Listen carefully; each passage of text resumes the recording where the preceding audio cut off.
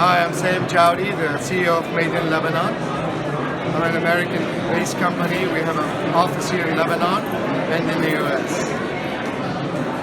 What is Made in Lebanon and what prompted you to launch it? Made in Lebanon is a specific company for Lebanese products. I do own other companies like Made in Levant, but Made in Lebanon is just for Lebanese-made products. And it's a company it's a consulting company and an agency too. What I mean by that is we take companies from their inception when they want to come and export, and so we help them with their branding image, branding identity, to make sure they are following the guidelines for the mainstream USA.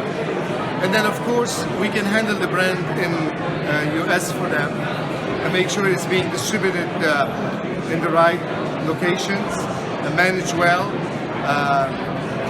it's maintained well, and it's with the right people, because not every distributor is capable of promoting a Lebanese brand, so we have to be careful who is capable of doing it. Making a brand is not a sprint, it is a marathon. Can you please elaborate on that? Actually, this is a criteria for anyone who wants me to handle their brand.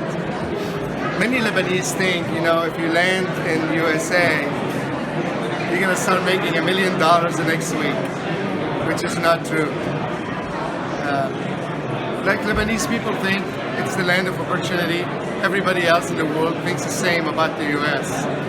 So you have to take your time and put a good business plan. And this is what I do with my clients before we start pushing the brand in the US. Typically, for a brand to get traction, and what we call it in the US, building legs, it takes 12 to 24 months, because you're not the only one in that space. Everybody else from Greece, Spain, everybody from Europe, Middle East, Turkey is fighting for that same space. So you have to take the time and have a long-term business plan, and if you sustain that and continue with that, you will be successful. Made in Lebanon is one of the first food brokers to specialize in Lebanese-made products.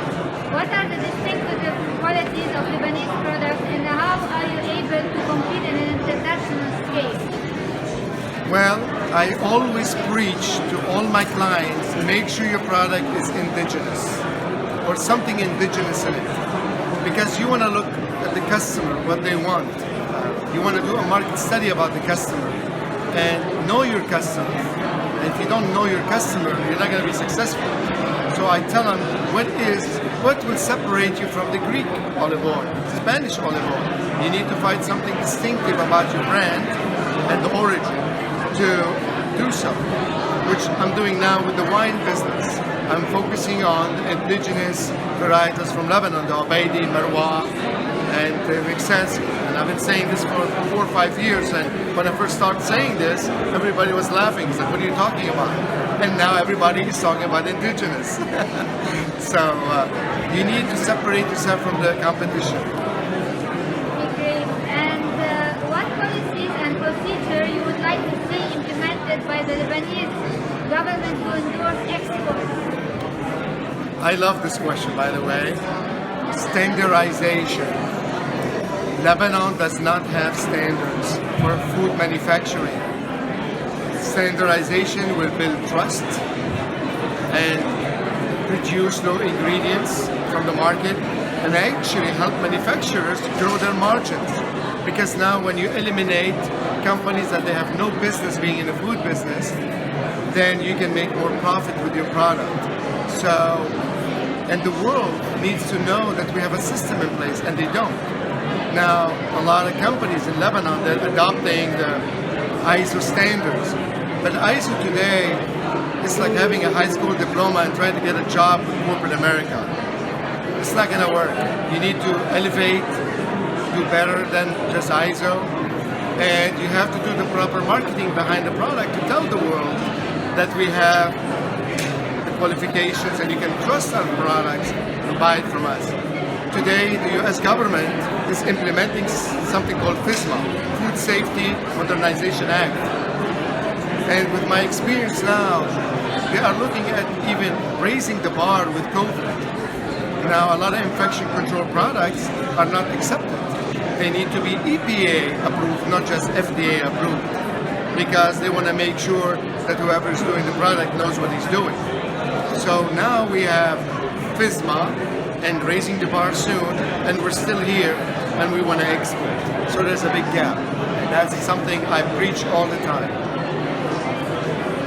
Do you consider packaging and branding important when it comes to export?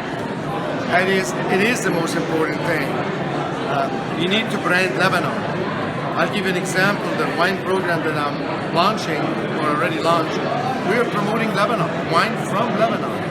And we need to tell the world about our products. I believe in something called hybrid names and hybrid labels. You cannot take away the origin and the source where the product is coming from. I call it have a Lebanese heart with an American spirit. I keep talking about the US because that's my space where I work. So you can do the same thing with Europe or other countries. So a lot of companies, what they fail to do is forget their origin. They go all the way Western, and then they go to the Western world trying to compete with the giants. And you can't do that. Then you don't have a leverage. You don't have something to set you apart from the competition. You're like everybody else. So I see that a lot. And we need to pull back, find names that are easy to say in our language, and then create a label that is appealing to millennials or the Western world that they will relate to and make sense. And this is all done by hiring someone that understands the market and do a feasibility study for you so you know what you're doing.